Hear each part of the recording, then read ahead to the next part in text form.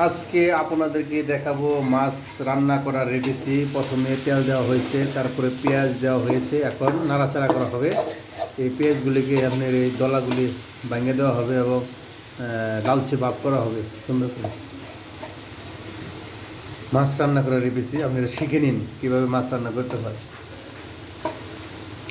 পেঁয়াজের দলাগুলো এইভাবে নাড়াচাড়া করে ভাঙতে হবে।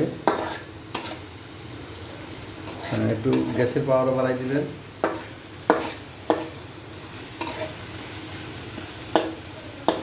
আজকে মাছের বোনা হবে, এটা সুন্দর একটা রেসিপি।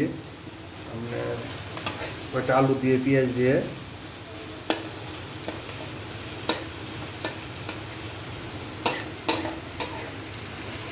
এই হলো মাছ, মাছের ডিম, আর এই হলো আপনার আলু আলু বুঝে দেওয়া হয়েছে। এর সাথে আমাদের মাছের রেসিপি আজকে হয়ে যাবে সুন্দর করে।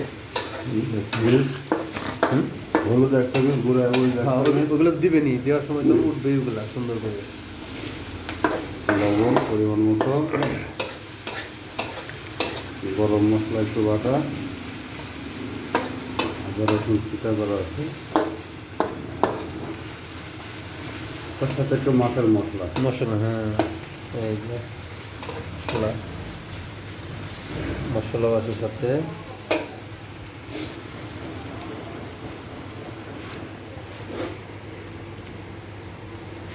আমার বাবুর্চি ভাইকে দেখেন, এটা আমার বড় ভাই, অনেক সুন্দর করে রান্না করে। একবার যদি আপনারা এর হাতের রান্না খান তাহলে তাহলে আপনারা কিন্তু বারবার খেতে চাবেন।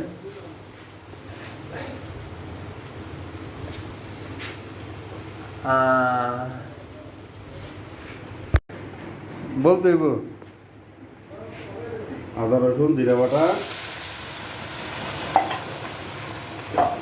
আমরা দেবো পরিমাণ মতো লবণ।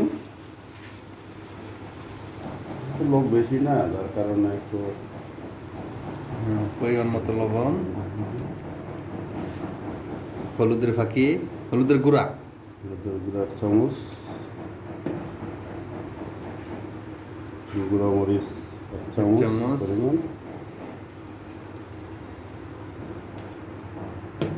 সস এটা গরম মশলা, এটা দিলে চলবে। সসের ফাঁকি দেন না?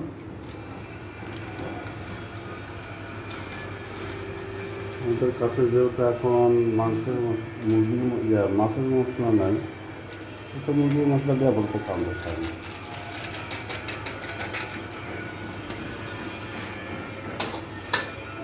এখন একটু নাড়াচাড়া করে দিবেন।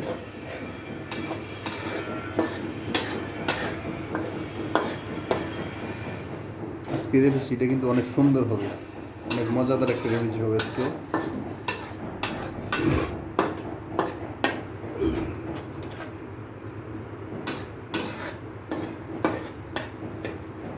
এগুলো এখন কষাতে হবে। আমরা এগুলো একবার 2 মিনিট কষায় নেব। এখন একটু ডেকে দিই। হ্যাঁ,